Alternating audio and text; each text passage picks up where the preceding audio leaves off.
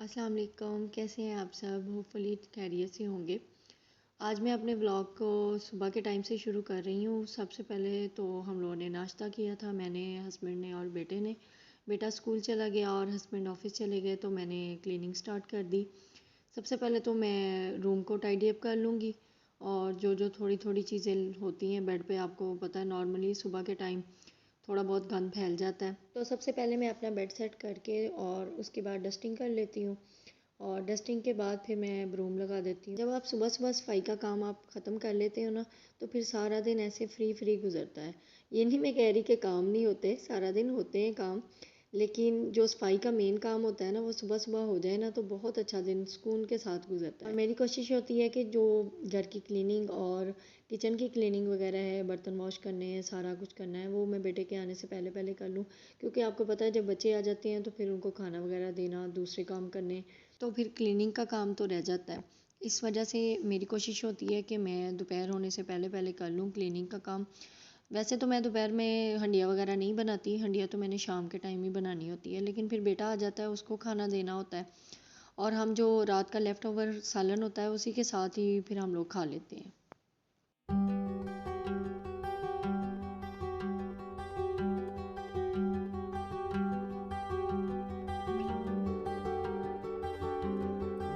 यहाँ पे मैंने रूम भी अपना सारा क्लीन कर दिया बहुत अच्छे तरीके से। और मैं फ़र्नीचर के लिए ना एक बहुत अच्छी पॉलिश यूज़ करती हूँ, वो मैं आपको नेक्स्ट व्लॉग में बताऊँगी। तो उससे बहुत अच्छी शाइन आती है, क्योंकि मेरा वुड का फ़र्नीचर है, तो इस पे बहुत अच्छे तरीके के साथ ना उसकी शाइन आ जाती है। अभी जी मैं आ गई थी किचन में, और जो सुबह के नाश्ते के बर्तन थे पहले मैं इनको वॉश कर लूँगी, और उसके बाद किचन क्लीन करूँगी। जो बर्तन होते हैं उनके अंदर सालन लगा होता है ना, वो मैं इस तरह स्टील जाली के साथ पहले साफ़ कर लेती हूँ, और फिर इसको साबुन लगा के ना अच्छे तरीके के साथ वॉश कर लेती हूँ। इससे फिर सालन की स्मेल नहीं आती, क्योंकि दूसरे बर्तन भी साथ ही हमने धोने होते हैं, जो दूध वाले हों या दूसरे हों, तो फिर उनमें से सालन की अजीब सी स्मेल आती है, बिल्कुल भी अच्छी नहीं लगती। और दूसरा मुझे आपकी हेल्प चाहिए थी कि ये आप देख रहे हैं टाइल्स पे ना निशान बने हुए हैं येलो येलो से।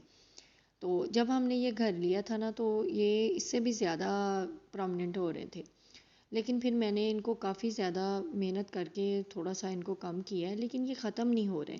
अगर मेरी किसी बहन को पता हो कि ये टाइल्स पे इस तरह के निशान हों, तो उनको किस तरह ख़त्म किया जा सकता है, या किस चीज़ से ख़त्म किया जा सकता है, तो काइंडली मुझे कमेंट बॉक्स में लाजमी बताइएगा, ताकि मैं इनको अच्छे तरीके के साथ ना क्लीन कर सकूँ।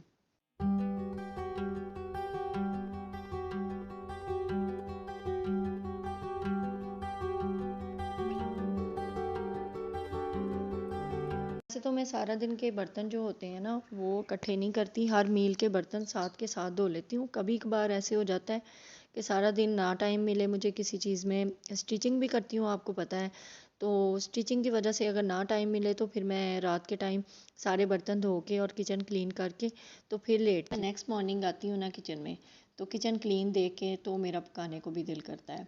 और जितनी दफ़ा मैंने बर्तन धोने होते हैं उतनी दफ़ा मैं सिंक भी साफ़ करती हूँ, और अपने जो काउंटर टॉप हैं वो भी अच्छे तरीके के साथ उनको क्लीन कर देती हूँ। तो साथ जो चीज़ें होती हैं पड़ी हुई, हैंड वॉश वगैरह और दूसरी चीज़ें, वो भी मैं अच्छे तरीके के साथ साथ ही क्लीन करके तो वाइपर लगा देती हूँ।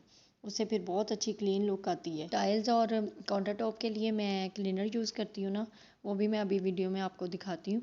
बहुत अच्छा क्लीनर है, तो तो वो मैंने खुद ही मंगवाया हुआ है, कोई पेड प्रमोशन नहीं है, लेकिन ये है कि उसकी सफाई का मेयार बहुत अच्छा है। थोड़ी देर के लिए आप लगा के उसको छोड़ दें, और उसके बाद कपड़े से कोई भी साफ़ कपड़ा ले लें, उसके साथ उसको क्लीन कर दें, तो आपकी टाइल्स चमक जाती हैं, और जो काउंटर टॉप है वो आपका बहुत अच्छे तरीके के साथ ना क्लीन हो जाता है। तो यहाँ पे मैं बाकी चीज़ें भी अपनी क्लीन कर रही हूँ जो साइड पे पड़ी हुई थी, जिसके ऊपर मैंने अपनी स्टील जाली वगैरह और दूसरी चीज़ें रखी हुई थी, वो भी मैंने क्लीन कर दिया, और सिंक को भी मैं अच्छे तरीके के साथ ना हाथ के हाथ ही क्लीन कर लेती हूँ।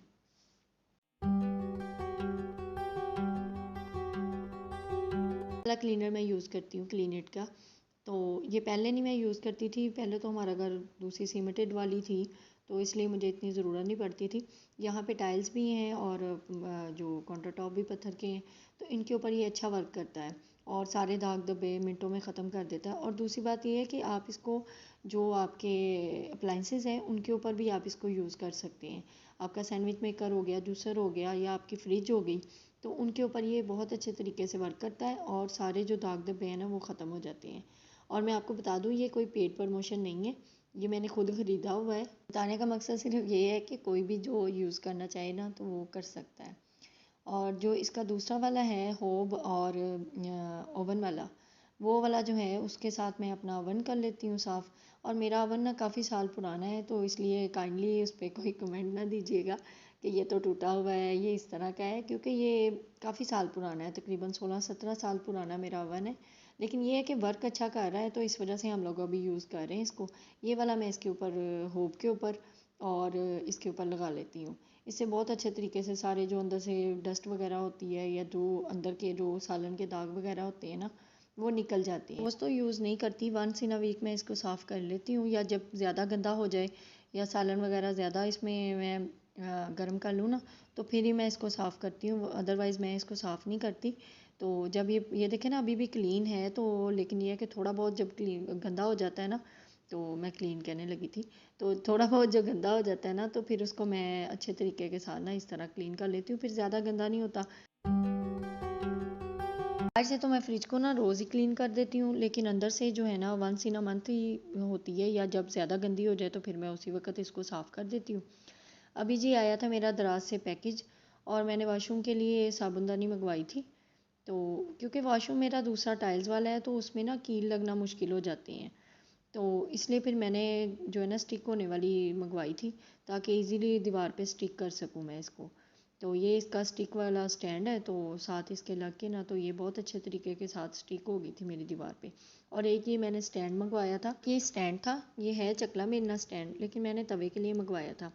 मेरा आयरन का तवा है ना तो वो गीला होके ना जंग छोड़ता है, तो वो काउंटर टॉप के ऊपर रखने से ना उसके ऊपर निशान पड़ते थे, इस वजह से मैंने ये स्टैंड मंगवाया। और अभी मैं आपके साथ शेयर करने लगी हूँ बहुत ही मज़े की पालक गोश्त की रेसिपी। तो पालक इस तरह पहले मैंने कट कर ली थी, मोटी मोटी कट की थी, तो फिर इसको बॉईल करके तो मैंने ग्राइंड कर लिया था, पानी निकाल दिया था और उसको ग्राइंड करके मैंने एक साइड पे रख दिया, और ऑयल थोड़ा सा डाला, उसके अंदर 3-4 मोटे मोटे प्याज डाल दिए बारीक बारीक काट के, और उनको अच्छे तरीके के साथ जब लाइट ब्राउन हो गए तो फिर इसके अंदर मैंने लहसुन अदरक का पेस्ट डाल दिया। मेरे पास फ्रोज़न होता है, तो अगर आप फ्रेश डालना चाहें तो आप फ्रेश डाल दें, तो मैंने वो डाल दिया। और उसके अंदर फिर जो हमारे बेसिक मसाले हैं वो डालने से पहले इसके अंदर थोड़ा सा पानी डाला है, फिर मैंने इसके अंदर नमक डाल दिया, 1 टीस्पून नमक, 1 टीस्पून हल्दी और 1 टीस्पून रेड चिली पाउडर, और 1 टीस्पून ही मैंने इसके अंदर सूखा धनिया पाउडर डाला है।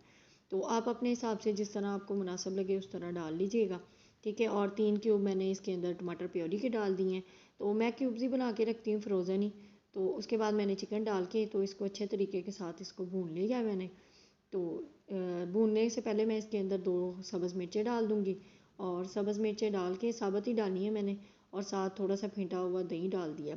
दही फेंट के डालिएगा, नहीं तो मसाला ना फटना शुरू हो जाता है, और ज़्यादा तेज़ आंच पे भी ना डालें दही, नहीं तो फिर फट जाता है। अब इसको मैंने इसी दही में पकने रख दिया ताकि ये गल जाए, और जैसे ये गल गया तो फिर इसको अच्छी तरह भून लिया है मैंने। और जैसे ये भुन जाता है तो फिर सारी पालक जौन सी है ना वो इसके अंदर डाल देंगे। बाउल के अंदर पालक बचेगी ना उसके अंदर मैं पानी डाल दूँगी, तो वो अच्छे तरीके के साथ इसके अंदर ही डाल दूँगी। और दूसरा ये है कि इसकी ना छींटें बहुत ज़्यादा उड़ती हैं जब ये पकती है, तो इसी वजह से मैंने इसको 10 से 15 मिनट के लिए ना रख दिया था, ताकि ये गाढ़ी भी हो जाए, तो फिर मैं इसकी अच्छे तरीके के साथ ना भुनाई कर दूँ।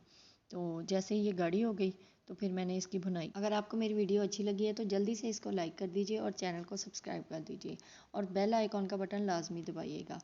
फिर मिलूँगी एक नई वीडियो के साथ, तब तक के लिए अल्लाह हाफिज़।